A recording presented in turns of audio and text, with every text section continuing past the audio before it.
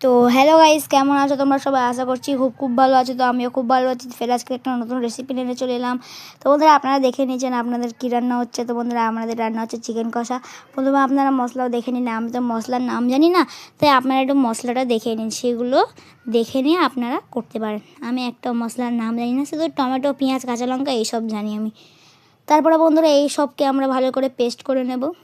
Paste করে নেওয়া হয়ে গেলে আমরা এদিকে একটা কড়াইতে তেল নিয়ে নেব। তেলে দিয়ে দেবো পেঁয়াজ ফ্রাই করার জন্য, বলতে গেলে গোল্ডেন ফ্রাই হওয়ার জন্য।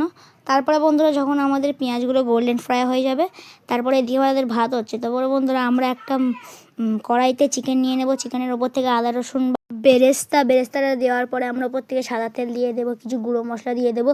তারপরে আমরা সব ভালো করে মিক্স করে নেব, বলতে গেলে মাখিয়ে নেব। তারপরে বন্ধুরা, আমরা সব এখন ভালো করে মাখিয়ে নিচ্ছি।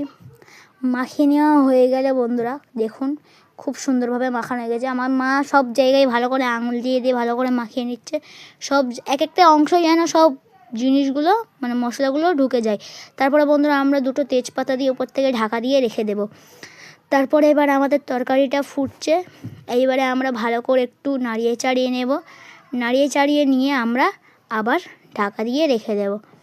তো বন্ধুরা, আপনাদেরকে তারপরে বলে দিই যে বন্ধুরা, আমার তো যেহেতু আজকের স্কুল ছুটি, তাই জন্য আমি আপনাদেরকে ভিডিওটা তাড়াতাড়ি দেখাতে পারছি। নাহলে বন্ধুরা, আপনারা তো জানেনই আমার পরীক্ষা চলছে।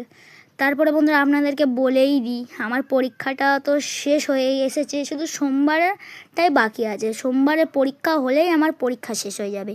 তারপরে এদিকে আলু ভাজা হচ্ছে, উপর থেকে কিছু বেরেস্তা দুটো চেরা কাঁচা লঙ্কা দিয়ে দেবো। তারপরে এদিকে আমাদের মাংস রেডি। আপনাদেরকে ভিডিওটা কেমন লাগলো অবশ্যই কমেন্টে জানাবেন। লাইক, শেয়ার, সাবস্ক্রাইব করতেও ভুলবেন না। তো বন্ধুরা, দেখা হচ্ছে নেক্সট ভিডিওতে। Bye bye.